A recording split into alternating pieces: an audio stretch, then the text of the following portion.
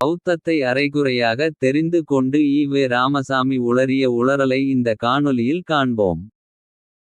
தொடர்ந்து காணொளியை பார்ப்பதற்கு முன் நம் சேனலை சப்ஸ்கிரைப் செய்து ஆதரவு தாருங்கள். உங்கள் ஆதரவு நமக்கு ஊக்கமளித்து இன்னும் நம் பங்களிப்பை சிறப்பாக செய்ய உதவும். நன்றி. இனி காணொளி. ஈ. ராமசாமி யார் என்ன சொல்லி இருந்தாலும் உன் அறிவு கொண்டு அதை ஆராய சொல்வார். அப்போது தான் உண்மை புலப்படும் என்பார். ஆனால் அவர் இயக்கத்தை சேர்ந்த எவரையும் அவ்வாறு சிந்திக்கவிட மாட்டார் என்பதோடு ஈ. ராமசாமியே அரைகுறையாக ஒன்றை சிந்தித்து அரைகுறையான அறிவுடன் தான் பேசுவார். பௌத்தத்தின் நிலைப்பாட்டில் அவருக்கிருந்த அறிவை பார்ப்போம். புத்தம் மதமா மார்க்கமா என்கிற தலைப்பில் ஈ. ராமசாமி பேசியதிலிருந்து. நேற்று நான் தங்கியிருந்த இடத்தில் ஒரு பார்ப்பனர் என்னை வந்து சந்தித்தார். அவர் கேட்டார், நீ மதங்களைப் பற்றி கண்டித்து பேசுகிறாயே. புத்த மார்க்கத்தில் சேரச் சொல்லி மக்களை பார்த்து சொல்லுகிறாயே. அதுவும் ஒரு மதம் தானே என்று அதற்கு நான் சொன்னேன். அப்படி பித்தலாட்டமாக மக்களிடம் நீங்கள் சொல்லி அப்படி அவர்களை ஆக்கி வைத்திருக்கிறீர்கள் என்பதாகச் சொன்னேன்.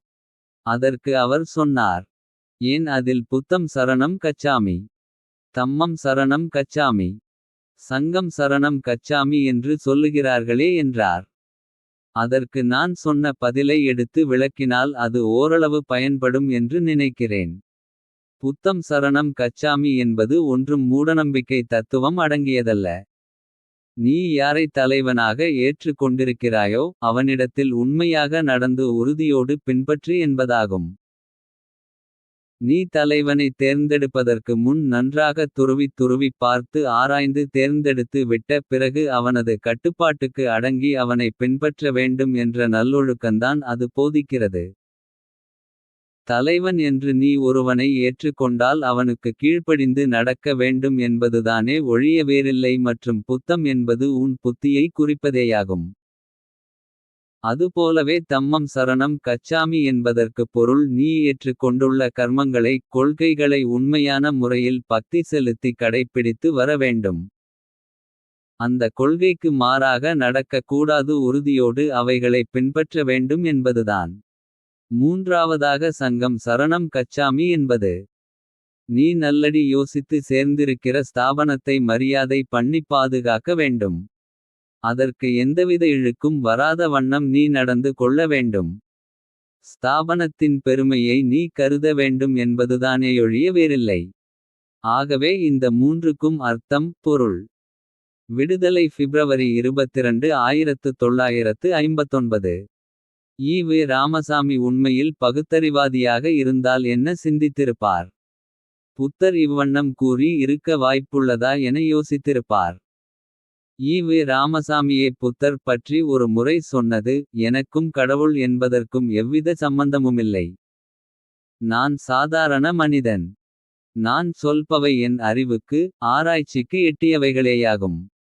அவற்றை நீங்கள் ஆராய்ந்து பார்த்து உங்களுக்குச் சரியென்று பட்டால் அதை ஏற்றுக் கொள்ளுங்கள். சரியில்லை என்று தோன்றினால் அதை விட்டு விடுங்கள் என்பதாகும். இன்னமும் விளக்கமாக, நான் கூறுகிறேன் என்பதற்காக நம்பி விடாதே. எதையும் உன் புத்தியை கொண்டு ஆராய வேண்டும்.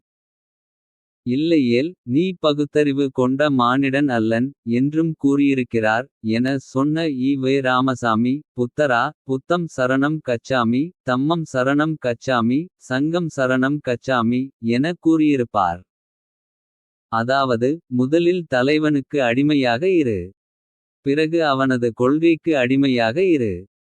இறுதியாக அந்த ஸ்தாபனத்திற்கு அடிமையாக இரு என்றா சொல்லி இருப்பார் என யோசித்திருப்பார். எப்பொருள் யார் யார் வாய்க் கேட்பினும் அப்பொருள் மெய்ப்பொருள் காண்பதறிவு என்ற வள்ளுவர் எந்த குறளிலாவது நான் சொல்வதையே மாத்திரம் பின்பற்று என கூறி இருக்கிறாரா? அப்படி கூறி இருந்தால் அதை ஏற்போமா? அதே போன்ற ஏற்காத தன்மையுடன் தான் ஈ. ராமசாமி புத்தம் சரணம் கச்சாமி, தம்மம் சரணம் கச்சாமி, சங்கம் சரணம் கச்சாமி யை ஆராய்ந்திருக்க வேண்டும். கண்மூடித்தனமாக ஒரு மதவாதியைப் போல் தலைவனுக்கு அடிமையாக இரு. பிறகு கொள்கைக்கு அடிமையாக இரு. இறுதியாக அந்த ஸ்தாபனத்திற்கு அடிமையாக இரு. என முட்டாள்தனமாய் பாடமெடுக்கிறார். ஆனால் ஈவே ராமசாமியைப் போலில்லாமல் நாம் நம் அறிவு கொண்டு சிந்திக்கையில் ஒரு உண்மையை உணர முடிந்தது. பௌத்தத்தை முழுமையாக உணர்ந்தவர்கள் புத்தம் சரணம் கச்சாமி. தம்மம் சரணம் கச்சாமி சங்கம் சரணம் கச்சாமி பற்றி என்ன கூறுகிறார்கள் என பார்ப்போம். புத்தம் சரணம் கச்சாமி என்பதற்கு அர்த்தம் புத்தரிடம் சரண் புகுகிறேன் என்பது அல்ல. புத்தர் யாரையும் தன்னிடம் வந்து சரண் அடையுங்கள் என்று சொல்லவில்லை. அத்த தீப பவ அதாவது நீயே உனக்கு ஒளி என்று சொன்ன அவர் எப்படி நம்மை அவரிடம் சரண் புக சொல்லுவார். புத்தம் சரணம் கச்சாமி புத்தத்தில் சரண் புகுகிறேன் என்று அர்த்தம். புத்தம் என்றால் புத்தி அறிவு ஞானம். ஒவ்வொருவரும் உள்ளத்தை பகுத்து ஆராய்ந்து உய்த்து அறிந்து அதன் மூலம் அறியும் அறிவில் சரண் புக வேண்டும் என்பதே புத்தர் சொன்ன புத்தம் சரணம் கச்சாமி. தம்மம் சரணம் கச்சாமி என்றால் புத்தரது கொள்கையில் மார்க்கத்தில் புத்தர் காட்டிய பாதையில் சரண் புகுகிறேன் என்று அர்த்தம் அல்ல. தம்மம் என்றால் சத்தியம் அறவழி ஒழுக்கம். ஒவ்வொருவரும் தனது புத்தியால் உய்த்து ஆராய்ந்து அறிந்த பகுத்தறிவால் எது சத்தியம் என்று உணர்கிறார்களோ அந்த சத்தியத்தில் சரண் புகுங்கள் என்கிறார். புத்தர் கண்டு அறிந்து சொன்ன சத்தியம் என்பது புத்தரின் சத்தியம்.